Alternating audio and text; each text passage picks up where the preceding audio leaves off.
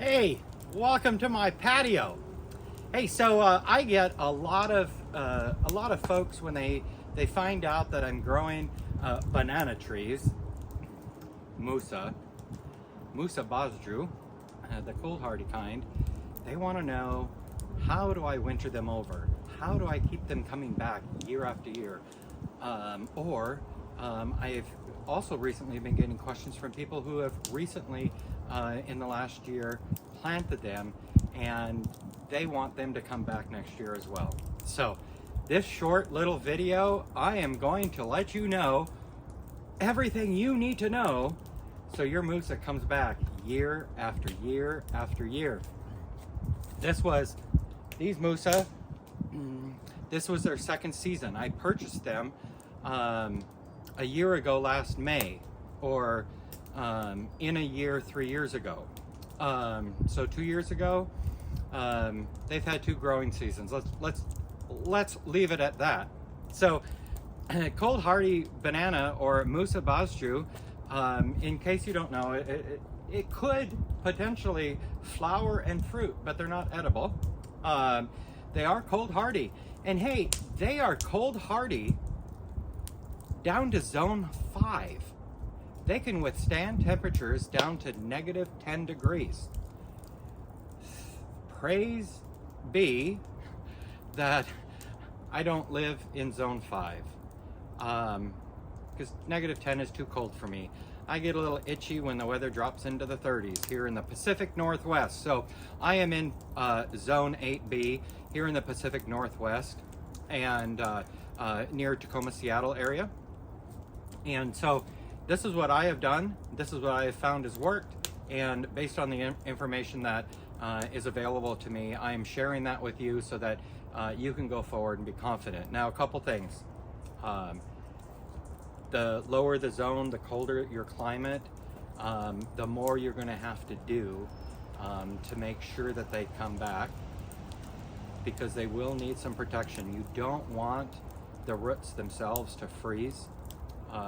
It's a rhizome, great big giant rhizome down in the earth. It's probably about 6 to 8 inches below the ground, and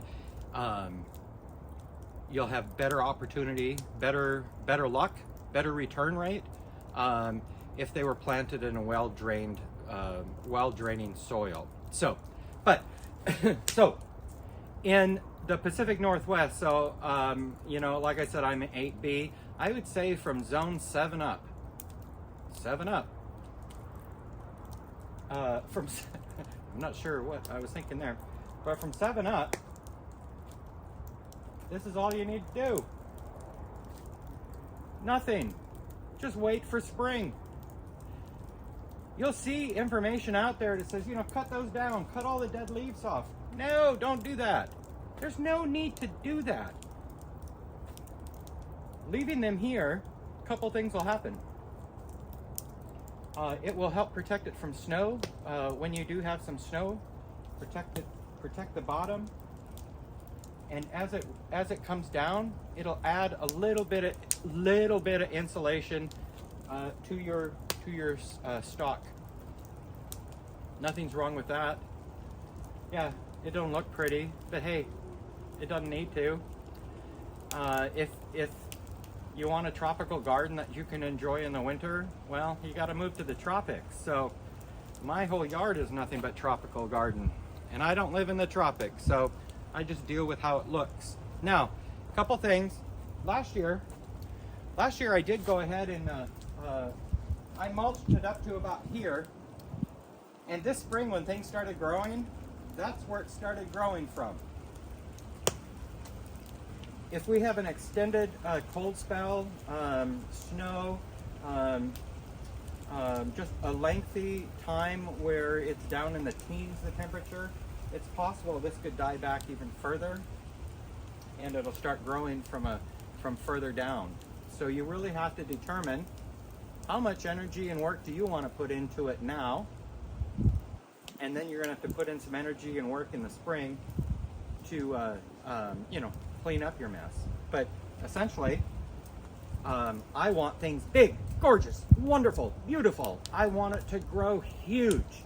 and I don't want to risk it. So I got myself some 2-foot chicken wire, and then I simply make a cage for it, and then I stuff straw in it. If you have a yard with gorgeous trees that put off multiple leaves in the fall that you can rake up, we'll go that route. It's cheaper, and it'll probably compost a little bit quicker.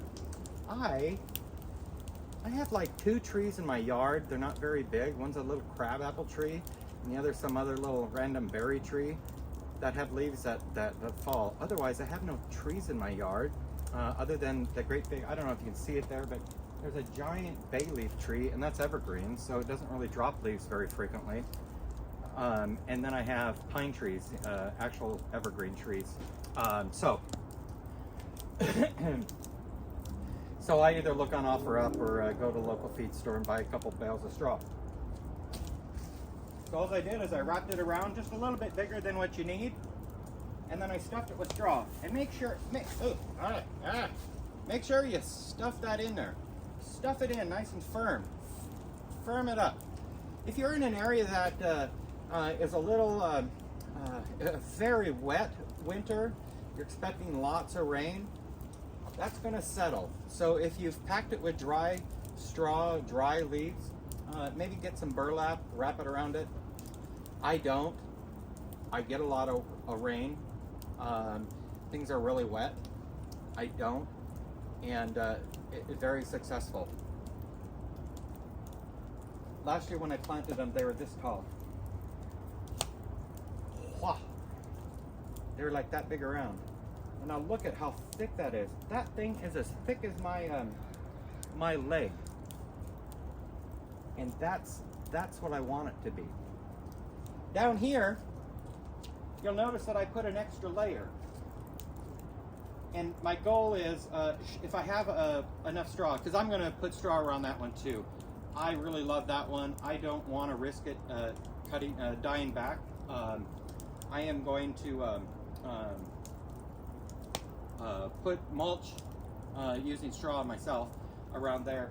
But then I'm going to go about 2 high, 2 of these high, because in my head, I'm thinking, if my straw went to this level last year and that's where it started growing, if I bring the straw to this level, well, that's where it's going to start growing next year.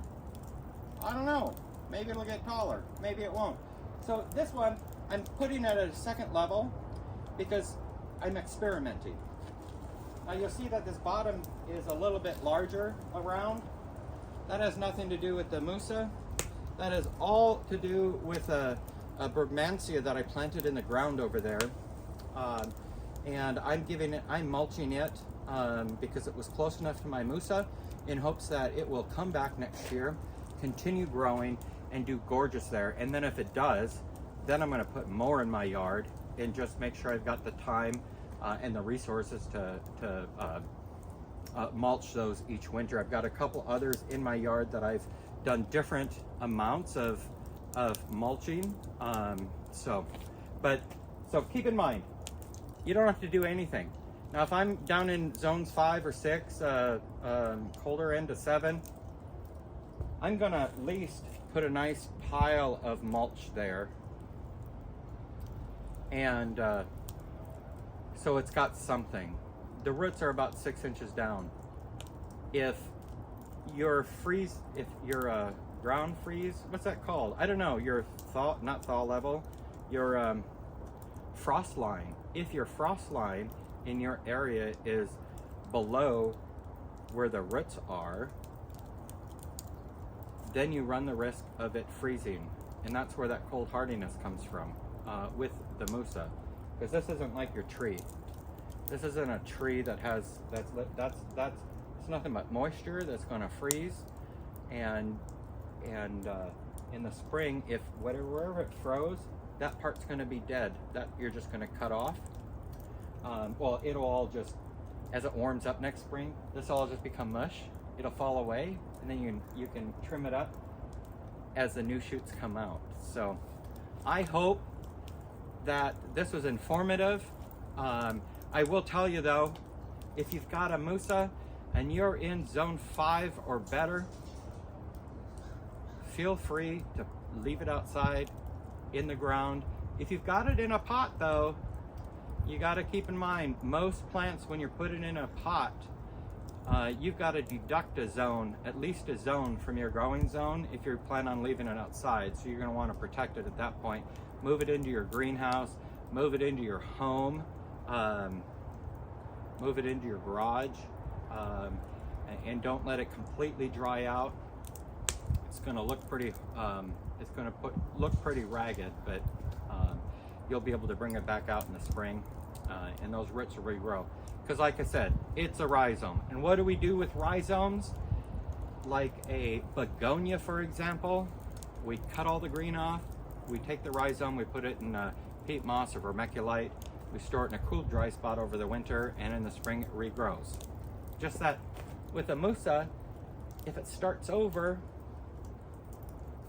the chances of it getting really tall is really going to be dependent upon your weather and your climate and how that year is. So if you've got the chance, you've had your first frost, so it looks, you know, all kind of gnarly like this, get that thing wrapped, put some mulch in there. Again, mulch, straw, dry leaves, whatever you want to use there, and then some chicken wire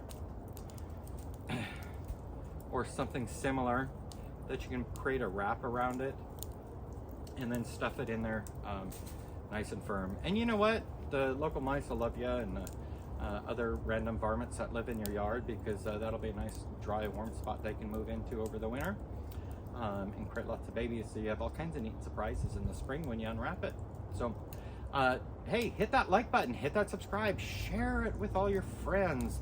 I'm trying to hit that 500 mark. So, but until next time, happy gardening, keep your Musas alive, protect them as needed, and decide how big do you want them to grow, and treat them appropriately. If you have any other questions, you can put them in the comments. I'm happy to answer them. All right, take it easy.